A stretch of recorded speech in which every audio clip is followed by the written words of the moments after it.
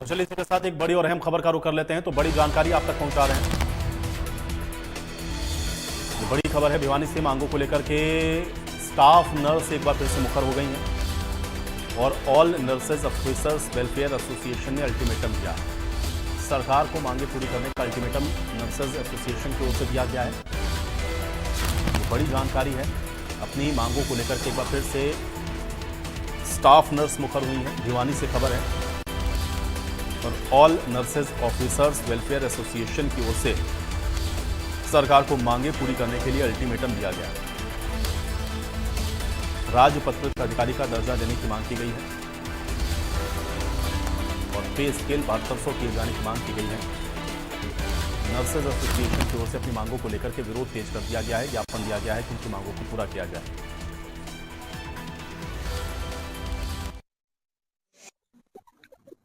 प्रदेश भर की nursing officers एक बार फिर से आर पार की लड़ाई के मूड में है। आज भिवानी के परिप्रेक्ष्य में अगर बात करें, all nursing officer welfare association के हरियाणा के बैनर तले आज भिवानी में एक मीटिंग का आयोजन किया गया। मीटिंग बाकायदा चल रही है और इस एसोसिएशन की हरियाणा प्रधान सुनीता जी हमारे साथ, उनसे बात करेंगे कि आखिर किस तरह का एजेंडा। मैडम क्या कहेंगे? पहले एचएम से बात की गई थी, डीजी हेल्थ से बात की गई थी, अभी किस तरह का एजेंडा आज एक बार फिर से मीटिंग बुलाई गई? पहले तो मैं एक छोटी सी निंदनीय घटना के बारे में बताऊंगी।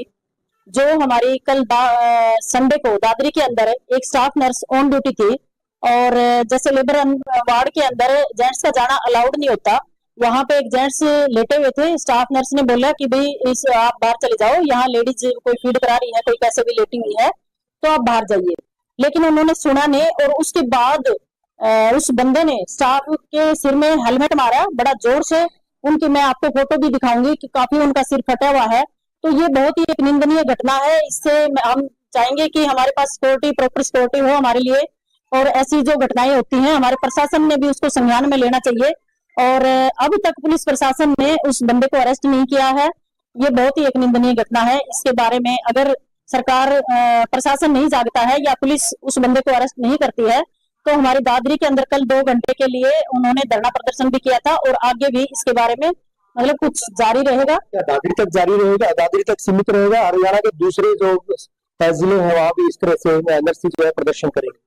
अगर जरूरत पड़ी तो दादरी से बाहर भी ये हो सकता है। आए दिन का क्या रुख है? पुलिस प्रशासन का रुख है कि पुलिस आके हमारी जो सुशीला नाम की जो हमारी नर्स है सिस्टर, उनको धमका रहे हैं कि आप थाने में आ जाइए, हम आपको अरेस्ट करेंगे क्योंकि आपके ऊपर एक केस लगा है, SC ST का एक केस आपके ऊपर लगा है। जबकि हमारी जो फाइल है वो जनरल कैटेगरी से फाइल बनी हुई है और हम जब भी कोई आता है हमारे पास, ऐसा हम किसी से नहीं पूछते कि आपकी जाति क्या है या ऐसी कोई बात हमारे साथ होती है। इसके अलावा आज मीटिंग में क्या एजेंडा था? लगातार जो आप बता भी रही थी, समझा भी रही थी, नर्सिंग जो ऑफिसर्स हैं उनको जो आज किस तरह का एजेंडा? मैं all nursing welfare officer association Haryana की प्रधान हूँ, सुनीता देवी। आज का जो हमारा एजेंडा है वो बड़े लंबे अरसे से चला हुआ है।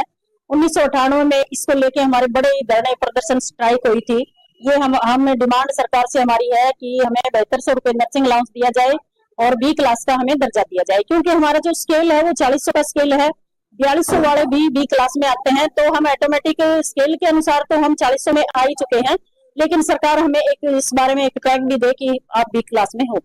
दूसरा है नर्सिंग अलाउंस का। नर्सिंग अलाउंस का बहुत लंबे समय से तो चला ही आ रहा है, लेकिन इस बात को लेके हम जनवरी के महीने में हमारे जो स्वास्थ्य मंत्री जी थे अनिल विज जी, उनसे हमारी एक मीटिंग करवाई गई थी। उसमें हमारे कमिश्नर मैडम थी, वो भी शामिल थे, हमारे डीजी हेल्थ का जितना भी स्टाफ था सारा स्टाफ शामिल था और हमारी मिनट्स ऑफ मीटिंग भी जारी कर दी गई थी। लेकिन बीच में क्या हुआ कि सरकार थोड़ी सी पलट गई, बदल गई कहूँ, और आचार संहिता भी लागू हुई। तो अब हम दोबारा से सरकार से चाहते हैं कि हमारा नर्सिंग अलाउंस तुरंत प्रभाव से लागू किया जाए, क्योंकि ये बड़े लंबे समय से हमारी डिमांड है। नहीं तो आने वाले समय में नर्सिस को कोई ना कोई इसके लिए कड़ा रुख अपनाना पड़ेगा। किस तरह का कड़ा रुख अख्तियार करेंगे आप? जो है काम छोड़ने की बात कहें, उसके अलावा किस तरह का रुख अख्तियार करेंगे? देखो, पहले तो मैं यही कहूंगी, अगर सरकार हमारी बात को मान लेती है तो हम ऐसा कोई कदम उठाएंगे नहीं।